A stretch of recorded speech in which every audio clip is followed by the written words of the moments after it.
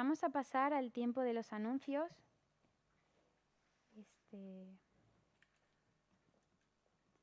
Voy a ponerme la diapositiva para acordarme de todo. Bueno, empezamos con los anuncios semanales y como ya sabemos, los miércoles tenemos oración a las 8 de la tarde. Los viernes tenemos estudio bíblico a las 8 de la tarde, los sábados hay reunión de jóvenes, mañana hay reunión de jóvenes, así que apuntémonos porque también hay que apuntarse. Y la reunión de los domingos. Ahora voy a repetirlo de nuevo con las diferentes personas con las que no tenemos que apuntar. A la reunión del miércoles no hace falta apuntarse, pero vengamos, o sea, orar es importante, es el fundamento del cristianismo, hablar con papá, o sea, vengamos a la reunión de oración, amén. A las 8 de la tarde. Los viernes hay estudio bíblico a las 8 de la tarde y nos tenemos que anotar con Graciela. Los sábados por los grupos de WhatsApp también nos tenemos que anotar todos los jóvenes por lo mismo, COVID. Los domingos a las 10:30 con Eloísa, a las 12:30 con Leti.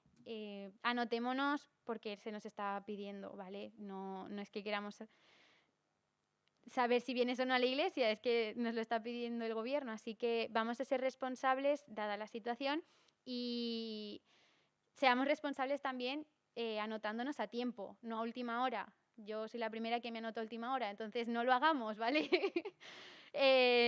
También como anuncios especiales. Recordemos que hay acción social cada segundo domingo de mes, lo cual la semana que viene hay acción social, ¿vale? Acción social es una iniciativa de la Iglesia para ayudar a familias que lo están necesitando dentro de nuestro núcleo, dentro de la Iglesia. Entonces, puedes traer alimentos o puedes ayudar con un donativo, ¿vale? También hay reunión de mujeres el próximo 12 de diciembre. Está la hora por confirmar, creo, o ya hay hora, no, está por confirmar. A las 6:30. La reunión de mujeres a las 6:30. También recordaros que los cursos de fundamentos se siguen impartiendo y que para formar parte de ellos nos tenemos que poner en contacto con Tony Marsan, ¿vale? Cursos de fundamentos todavía están. Entonces, si quieres conocer más de Dios, conocer más de la palabra, anótate y siempre es bueno aprender. Y sobre todo aprender de la Biblia, que siempre descubres algo nuevo. Y creo que hasta aquí ya estaría todo. Y sin más, hoy nos trae la palabra Ana.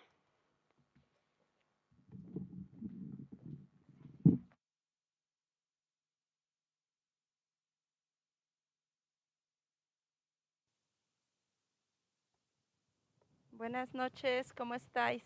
¿Se oye?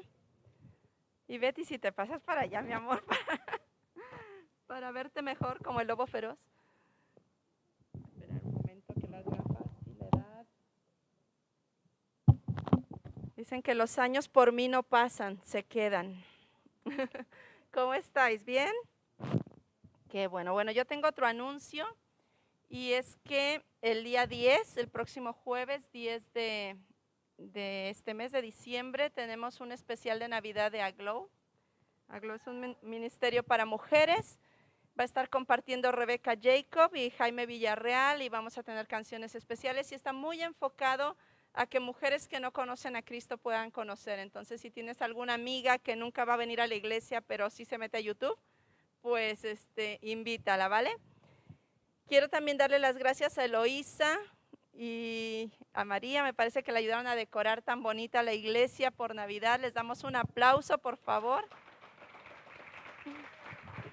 Y gracias, de verdad, gracias y se aprecia el esfuerzo y el trabajo hecho. Bueno, este mes de diciembre es tema libre, así que vamos a estar cada uno de los que compartimos cada semana, pues lo que el Señor ponga en nuestro corazón. Y últimamente he estado yo trabajando mucho en el tema de liderazgo. De hecho, estamos tomando un curso los lunes sobre liderazgo y los jueves yo estoy impartiendo otro curso también. Y en el curso que tomamos los lunes era un curso de teología pastoral y nos pidieron que hiciéramos un trabajo de fin de curso sobre Nehemías 13. Y la verdad es que Dios me habló mucho.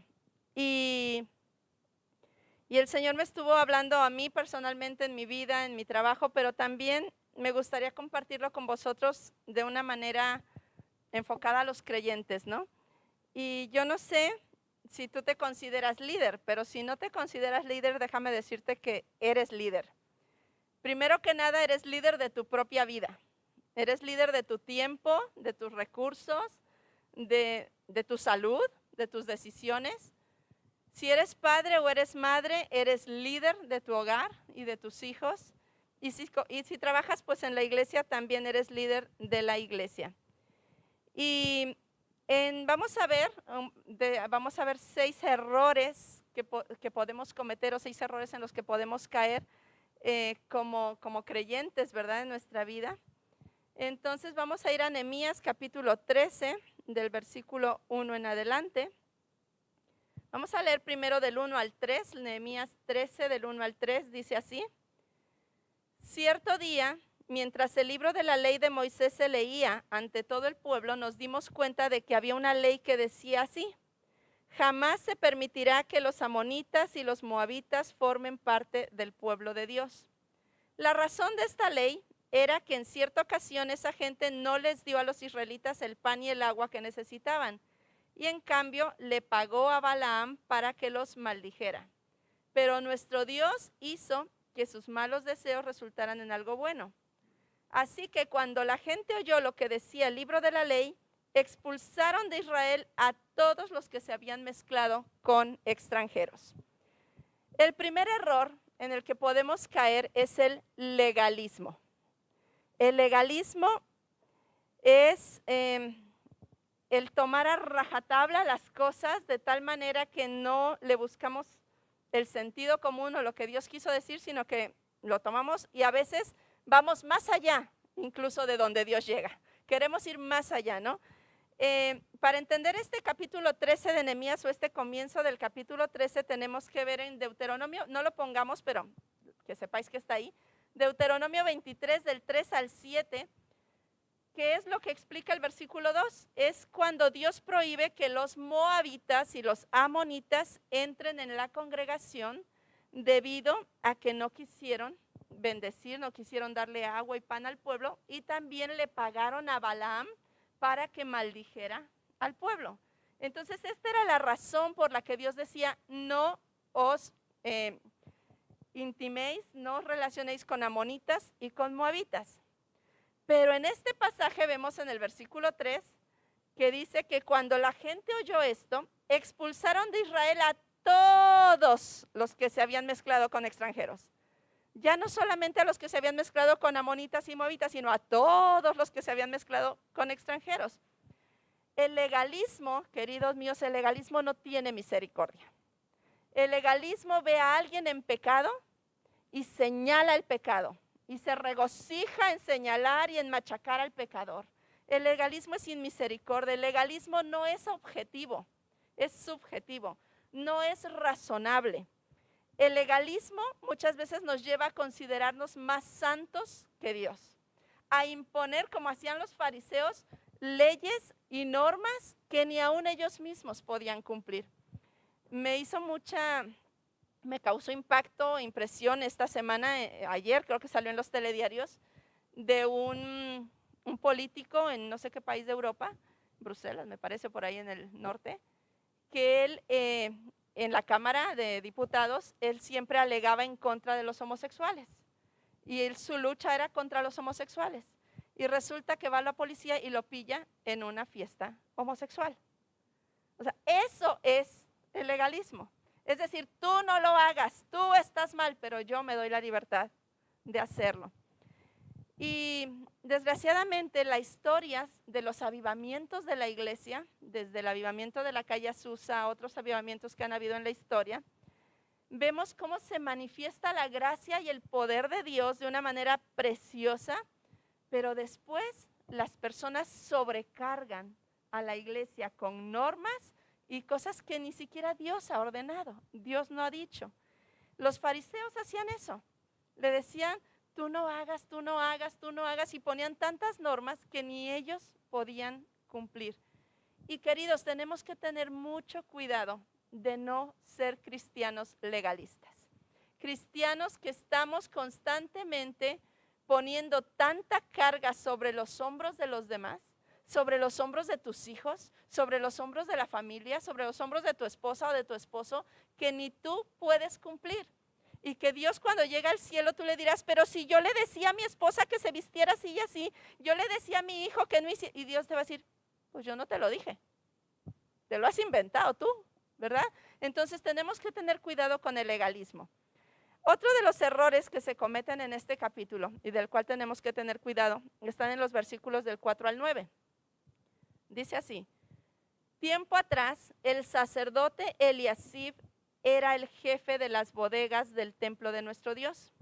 Como Tobías, el amonita, era pariente suyo, Eliasib le había dado permiso para vivir en una habitación grande. Allí se guardaban las ofrendas de cereales, el incienso, los utensilios y los diezmos de trigo, vino y aceite.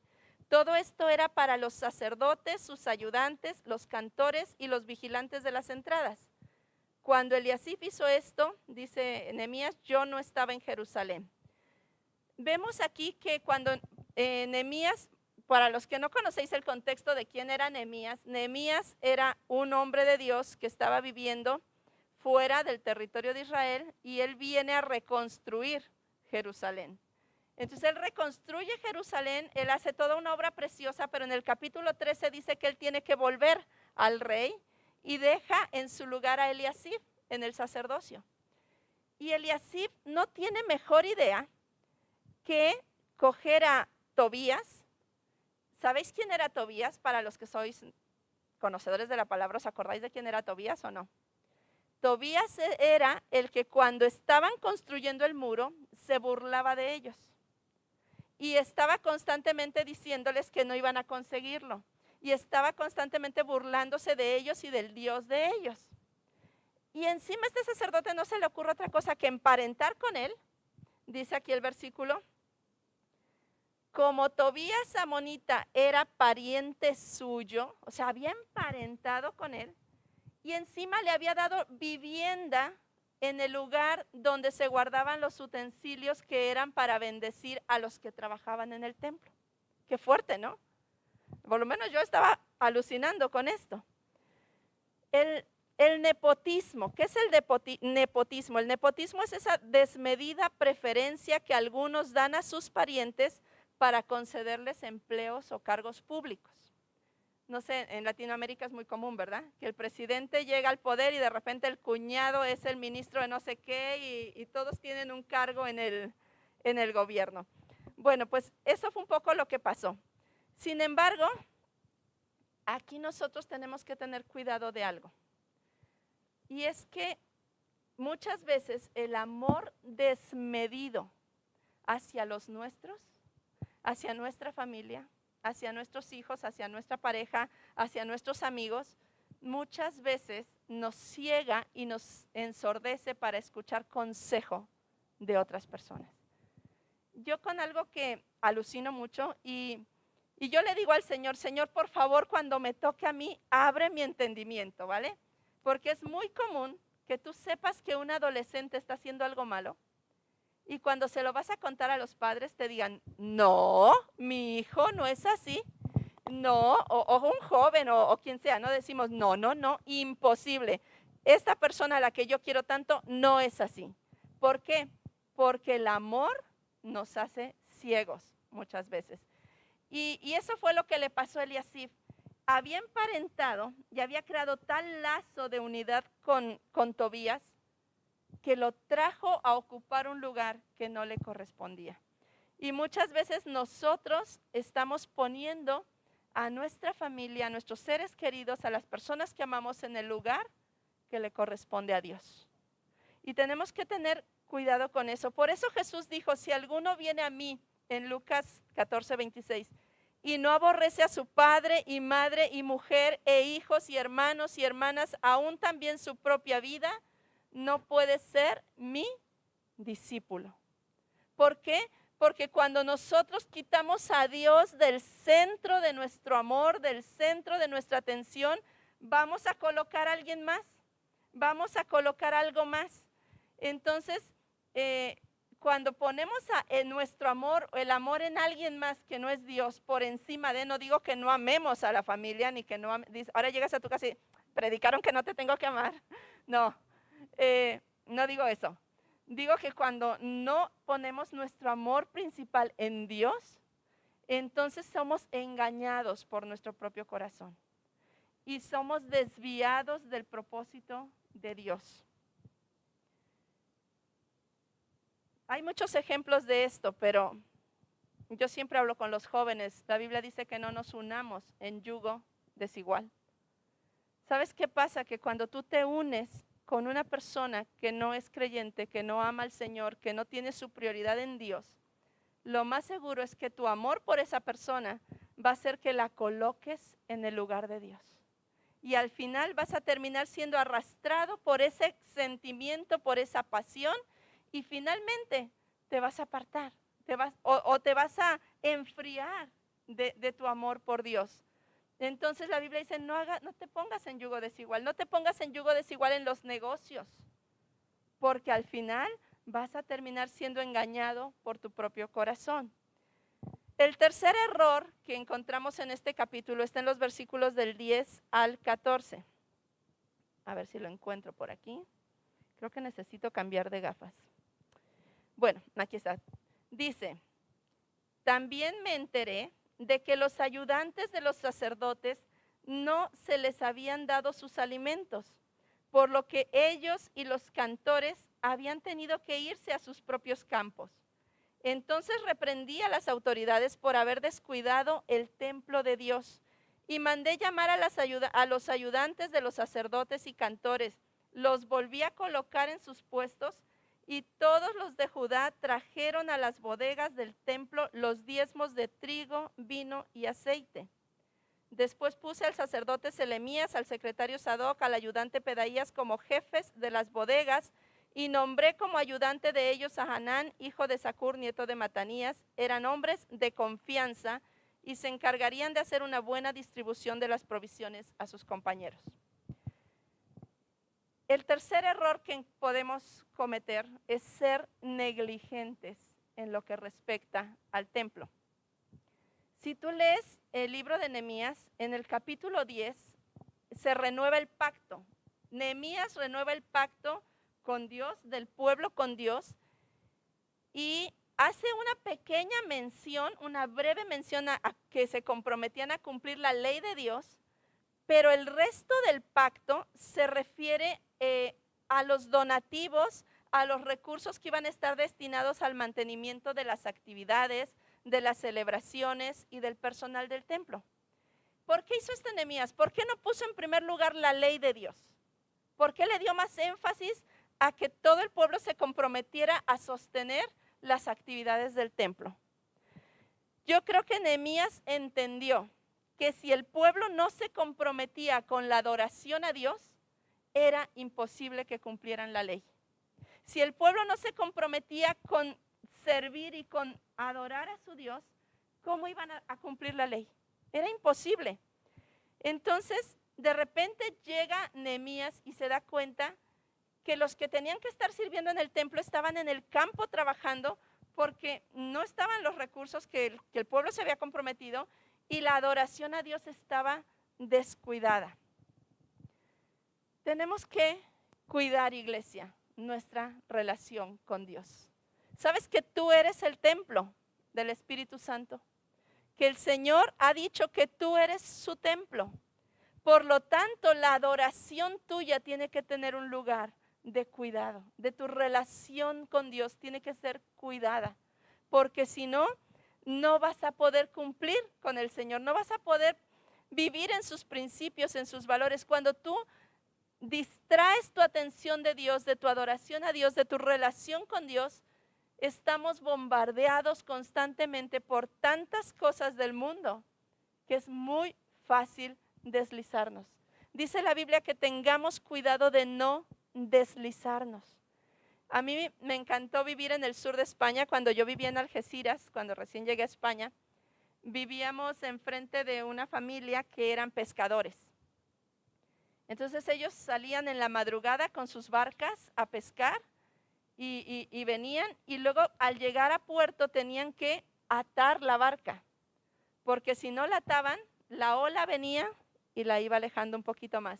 La ola venía y cuando te venías a dar cuenta, esa barquita estaba en alta mar y no la podías recuperar. Así sucede cuando nosotros quitamos los ojos de Dios.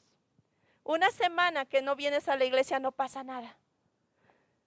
Una semana que no lees tu Biblia no pasa nada. Dices, sigo bien, Dios me sigue bendiciendo, sigo en el trabajo, todo sigue normal, pero llega la segunda semana, llega el primer mes, llega el segundo mes y de repente hace un año que no te congregas. Hace un año que no oras, que no abres la Biblia, y cómo cuesta volver a esa intimidad con Dios. Por eso es importante, y Nehemías sabía que era básico que el pueblo entendiera la importancia de conservar todo aquello que era referente al templo, a la adoración, a las celebraciones, porque era la única manera de que el pueblo se mantuviera cumpliendo la ley de Dios. El cuarto error lo encontramos del versículo 15 al 22. Dice, en ese tiempo vi que en Judá los sábados algunos hacían vino y llevaban manojos de trigo sobre los burros. También cargaban vino, racimos de uvas, higos y toda clase de cargas, y todo eso lo traían a Jerusalén. ¿Para qué? Para venderlo. Entonces los reprendí por eso. Además, algunos de Tiro que vivían en la ciudad llevaban pescado y toda clase de productos a Jerusalén para vendérselos a la gente de Judá los días sábados, y reprendí a los jefes de Judá. Está muy mal lo que hacen, no están respetando el día sábado. Acuérdense de que cuando sus antepasados hicieron lo mismo, Dios nos castigó a nosotros y también a esta ciudad. Si ustedes no descansan y adoran a Dios en el día sábado, Él nos castigará aún más. Entonces ordené, dice, que los portones de Jerusalén se cerraran. Él volvió a poner orden, dice, puse a algunos de mis ayudantes para que vigilaran las entradas y no dejaran entrar ninguna carga en día sábado, versículo 20. Una o dos veces algunos comerciantes y vendedores pasaron la noche fuera de Jerusalén y yo discutí con ellos y les advertí que si volvían a pasar la noche junto al muro les sacaría de allí por la fuerza.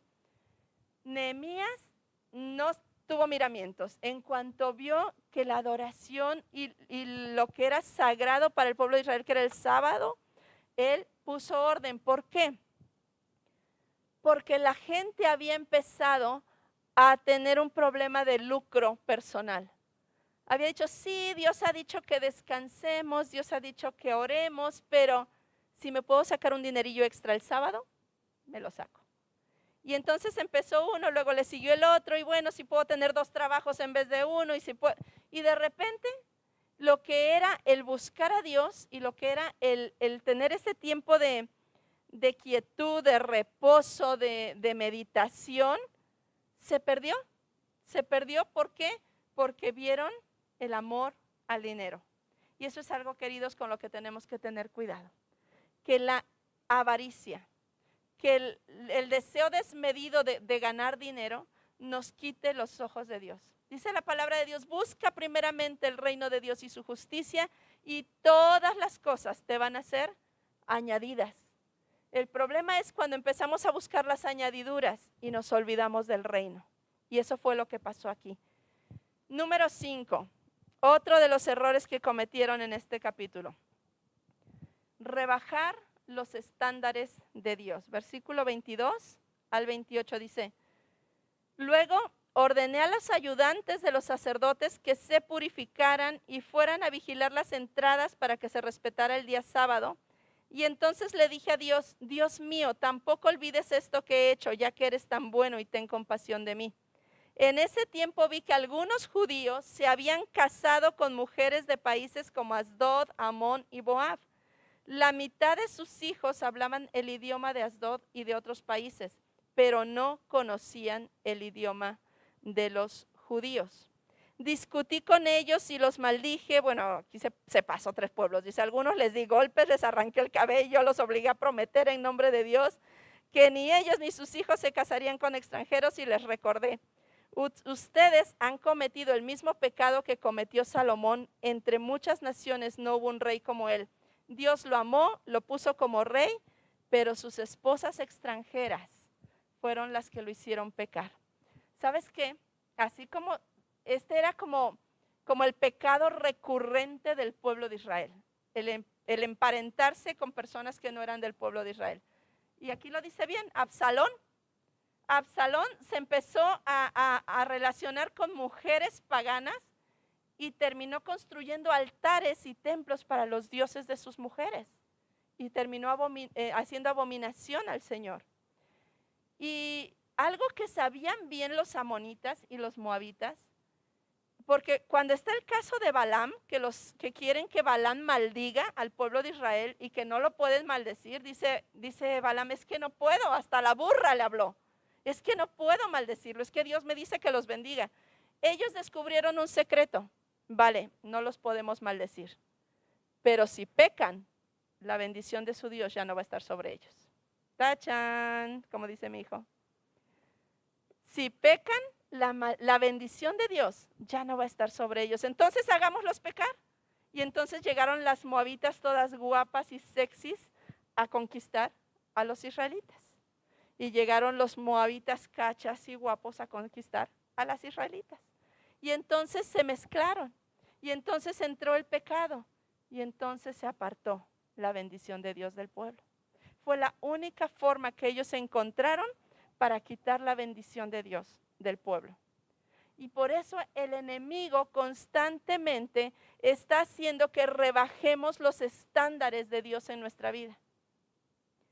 Dice que llegó el momento en que ya no hablaban la lengua, los niños ya no hablaban el arameo, ya hablaban las lenguas de los moabitas, de los amonitas y de Asdod. Ya no hablaban su lengua materna, digamos, la lengua de los judíos. ¿Tus hijos hablan el lenguaje del reino? ¿Tus hijos hablan el lenguaje de Dios? ¿O tus hijos hablan el lenguaje del mundo?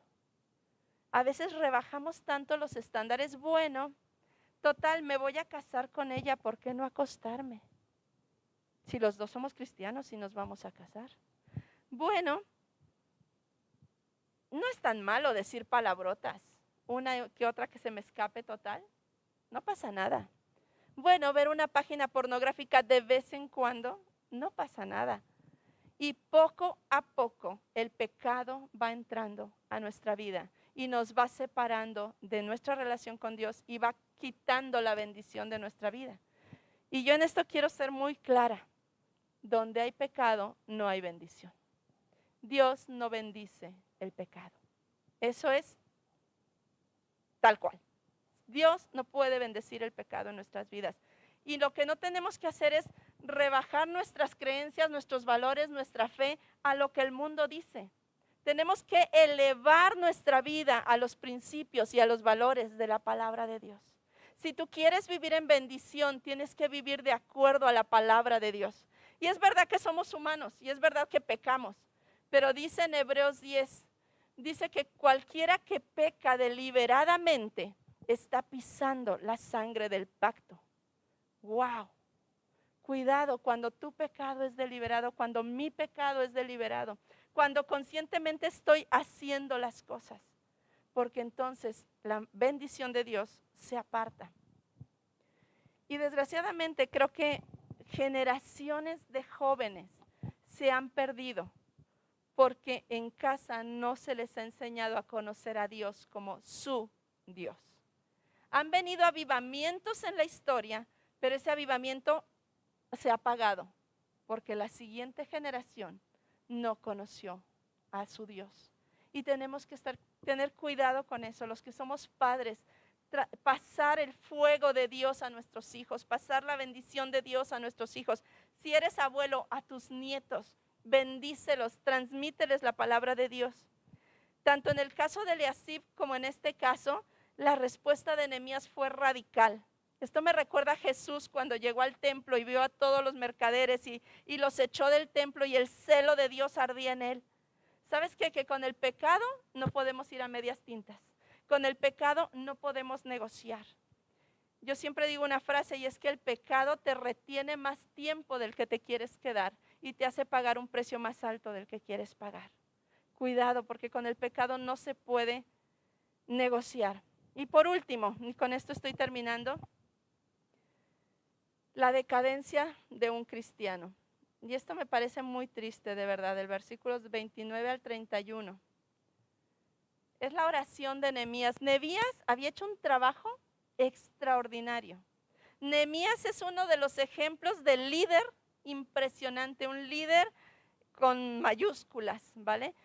Pero en el final de su vida, en estos últimos versículos del capítulo 13 de Nehemías, el último capítulo del libro, Nehemías tiene una oración con amargura. Y él dice: Dios mío, castiga a los sacerdotes y a los ayudantes que no han respetado el pacto que hicieron contigo. De esta manera los separé de los extranjeros y de todo lo que tuviera que ver con ellos. Luego organicé los turnos de los sacerdotes, de los ayudantes de cada uno y su tarea. Organicé también la leña para que lo hicieran en las fechas indicadas y organicé la entrega de los primeros frutos. Y luego le dije a Dios: acuérdate de mí, Dios mío, trátame bien. O sea, castiga a estos y a mí trátame bien. Mirar, en el capítulo 1, si me lo podéis poner, capítulo 1 del 5 al 11, Nehemías ora así. Y voy a leer trocitos, ¿vale? No todo. Empieza Nehemías orando y dice: confieso los pecados de los hijos de Israel que hemos cometido contra ti. Si yo y la casa de mi padre, sí, con acento, yo y la casa de mi padre hemos pecado. Ellos pues son tus siervos y tu pueblo, los cuales redimiste con tu gran poder y con tu mano poderosa. Te ruego, oh Jehová, que esté atento tu oído a la oración de tu siervo y a la oración de tus siervos, quienes desean reverenciar tu nombre. Sin embargo, ahora, al final de su vida, encontramos a un Nehemías que dice: acuérdate, Señor, de qué bien lo hago yo y castiga a estos. En el capítulo 13 dice: acuérdate de mí, oh Dios. Capítulo 13, versículo 14, este que hemos leído. Acuérdate de mí, oh Dios, en orden a esto, y no borres mis misericordias que hice en la casa de mi Dios y en su servicio. 13:22. Y dije a los levitas que se purificasen y viniesen a guardar las puertas. También por esto, acuérdate de mí, Dios mío, y perdóname según la grandeza de tu misericordia. Versículo 31 que acabamos de leer. Acuérdate, Dios mío, de mí para bien. Ya se había olvidado de los demás. Ya se había olvidado del pueblo. Ya se había olvidado de rogar por el pecado del pueblo. Ahora vivía para él. Y una de las cosas que son tristes es ver a personas que llevan mucho tiempo en el evangelio, que llevan toda una carrera de méritos en el evangelio, pero de repente ven a los más jóvenes, ven los errores de la generación de detrás y dicen: estos no se lo merecen. No saben lo que yo he sufrido por el evangelio. No saben lo que yo he vivido. Si hubieran visto cómo empezó vida cristiana, si hubieran visto lo que sufríamos y el frío que pasábamos y y empezamos con queja, empezamos con juicio, empezamos con falta de misericordia hacia los errores que cometen las generaciones que vienen detrás. Y yo creo que es muy triste llegar a nuestra vida madura en el Señor destruyendo con nuestra queja, destruyendo con nuestra crítica, destruyendo con nuestras palabras a otros, destruyendo incluso la huella que hemos dejado, en lugar de terminar en un lugar de honor y siendo un referente para que vengan los demás y yo les enseñe. Y yo les ayude a corregir sus errores. Y yo ore y diga: Señor, ten misericordia de ellos, porque un día yo también fui joven y yo también me equivoqué. Y yo también hice lo que ellos hicieron, pero ten misericordia de ellos y ten misericordia de mí. Y me parece triste la manera en que termina este capítulo, Nehemías, porque siendo un gran líder, perdió la misericordia. Y la única manera, queridos, de permanecer humildes es permanecer a los pies de la cruz. Es permanecer viendo a aquel que siendo Dios y siendo santo, murió por nosotros. Y dijo, Padre, perdónalos, porque no saben lo que hacen. Y me gustaría terminar orando y pidiendo al Señor que quite de nosotros el legalismo, el amor que nos nubla la visión, que no seamos negligentes con respecto a nuestra adoración, que el lucro personal, el amor al dinero no nos desvíe de nuestra mirada al Señor, que no rebajemos los estándares de Dios y que nuestra vida al final de nuestros días termine con honor y termine siendo el brazo que sostiene a los jóvenes y a la generación que viene detrás. Fíjate que expulsaron a todos los que se habían casado con extranjeros. Sin embargo, habían leyes en la Biblia que permitían que un extranjero se naturalizara, se nacionalizara judío.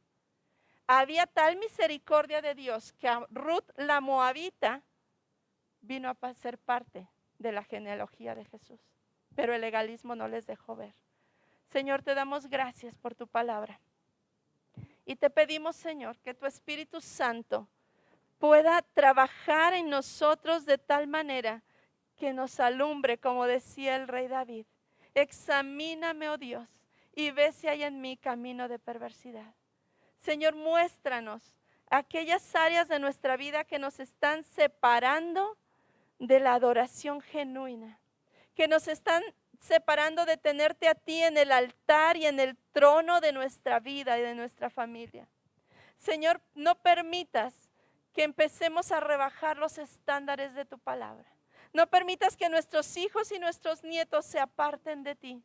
Señor, ten misericordia de nosotros. Ten misericordia de los jóvenes, ten misericordia de los adolescentes, ten misericordia de los niños, oh Dios.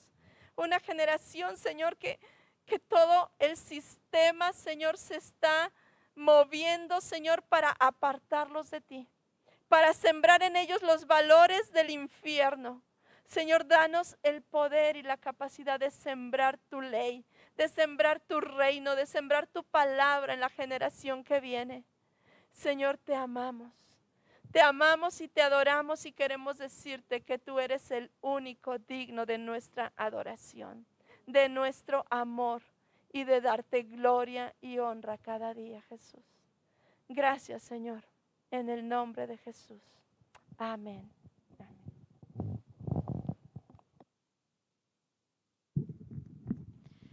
Bueno, iglesia, salimos con un reto y es no apartar nunca nuestra mirada de Cristo, porque en el momento en el que lo hacemos, sus atributos dejan de estar un poco en nosotros, dejamos de ser tan amorosos, tan misericordiosos y todas estas cosas buenas que nos da Dios, así que nunca apartemos nuestra mirada de Él para no caer. Y sin más, nos vemos el domingo, que Dios os bendiga y os guarde, que tengáis un muy buen fin de semana y un muy buen puente. Cuidaros todos y sed bendecidos.